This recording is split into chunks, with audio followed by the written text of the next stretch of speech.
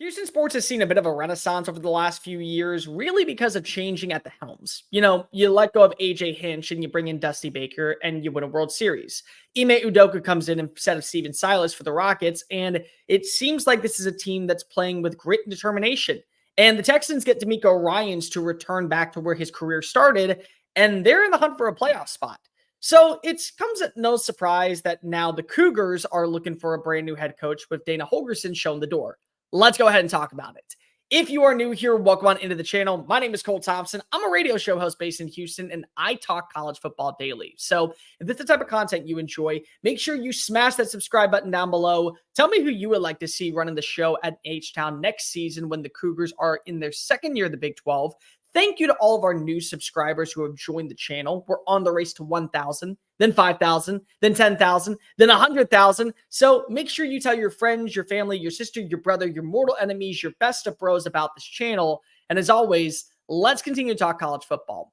By the way, when you hit the subscribe button on YouTube, make sure you also hit the follow button on Twitter at Mr. Cole Thompson. It's the same handle. So when you hit one, make sure you hit the other. Thanks. Dana Holgorsen is out of a job after Houston imploded down the stretch to not become bowl eligible. This was kind of a thing that I think a lot of people expected to happen who were close to the situation, because Holgorsen never saw continued growth. After that big year where they won in the Birmingham Bowl against Auburn, they were supposed to be that next group of five team that really stood out. And news broke that they were joining the Big 12, so a lot of people believed, okay, well, now that they're going to a bigger conference, they need to have a bigger leader, a more gusto type of personality. And Dana's a personality. I don't think anybody's going to argue with that.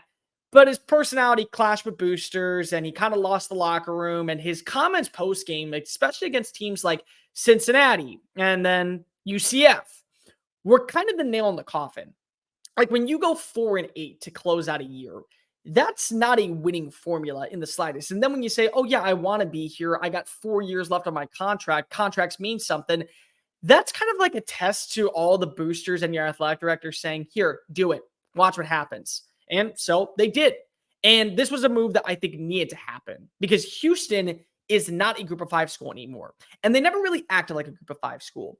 Like if you look at the hires that they've made over the last few years and guys who became pretty significant names in college football, like Kevin Sumlin and Tom Herman, and even Dana Holgorsen, who had some success when he was at West Virginia, they can go ahead and add who they want if they feel like that's the right guy.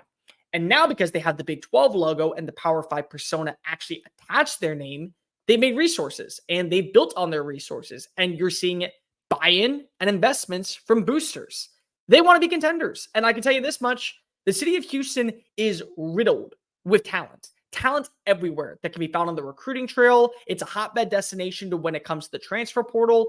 And they've been able to develop a lot of good consistency at wide receiver, at quarterback, and offensive line play. They've done it all. They've been able to have a good balance, even though they were a group of five program. And now they're a Big 12 program, and they want to act like it. And they're making the right investments, and they're putting enough money into the NIL fund. They're not going to mess around. They want to be a flagship program in the new and improved Big 12. That's what they want, but they need the right guy. Sometimes it's not always about getting the big flashy hire, like Texas A&M just hired Mike Elko, or Michigan State just hired Jonathan Smith. Well, they're program builders. They've been able to win with less resources, and more than anything else, they've gotten buy-in from the community, and they've gotten buy-in from the current roster that's in place. That's what you need. So who are the names that are going to be mentioned for this job? I'm not going to do a hotbed destination. I'm not doing a hot board for this one, because you make one phone call. And he resides in the Alamo City, and it's UTSA's Jeff Traylor. Traylor is a proven name. Traylor has won everywhere. Traylor has won at the high school level. He's won on the recruiting trail when he was at Texas, then when he went to SMU, and then when he went to Arkansas. And then he was able to go ahead and turn UTSA from a roster that was just basically going through the motions underneath Frank Harris, to now a team that was playing for Conference USA titles and going into their first year of the American Athletic Conference. The conference Houston left into a team that you actually had to monitor. He's 55, so he's a little bit older, but he has a rich abundance of knowledge when it comes to the game. He lost 4 conference games his entire tenure with the UTSA Roadrunners. And more than anything else, they were playing up to the competition of other opponents. They went down to the wire with this Houston team, a Houston team that had a lot of resources, pretty good talent, a viable quarterback in Donovan Smith, and they went down to the wire and probably should have upset them. Like, they should have gotten that win in week 1. And so they finished the year off 8-4, which is what a lot of people are saying, that's not really good enough. No, it is. It's very good for year 1 in a new conference, and you're undefeated going all the way into the final game of the regular season. And Tulane's Willie Fritz is just damn good. Like, Willie Fritz doesn't lose a lot, and you've seen the way that his rosters have consistently gotten better. And over the last 2 years with Michael Pratt as his quarterback, guess what? No one's really beaten them. Like, 2 teams have gotten the job done, and one was Ole Miss. Ole Miss, that ranks inside the top 10 or should be a top 10 team in college football.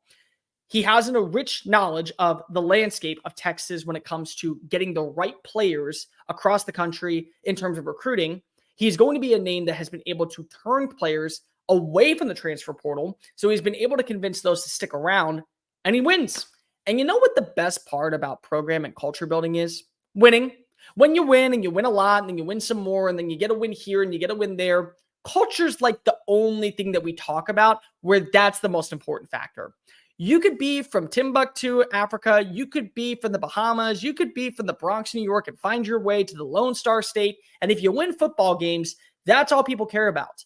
And in the Big 12, where now you have in the additions of Colorado, of Utah, of Arizona State, of a damn good Arizona team that doesn't seem like they're losing their head coach and Jed Fish anytime soon, you need somebody who can go ahead and establish an identity, whether that be on offense, whether that be on defense, or whether that just be the style of play, for you to be able to hang around and make noise for the foreseeable future.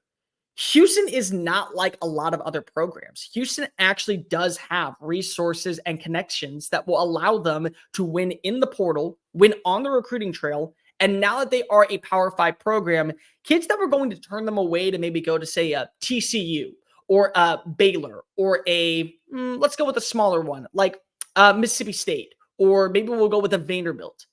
Why leave when you can just stay home and have a great amount of success, and fans and family can go ahead and watch you on Saturdays?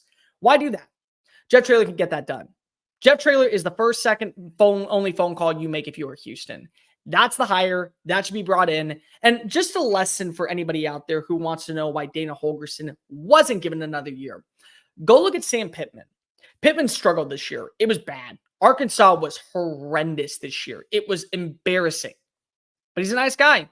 People liked him. People absolutely gravitated to him, and he didn't lose the locker room. Sometimes not being an asshole gets you farther along in life. And that's why Sam Pittman is staying around at Fayetteville for another season, and why Dana Holgorsen was shown the door. It's not based off of coachability. It's based off of consistency and chemistry. And the chemistry was about ready to implode in Houston.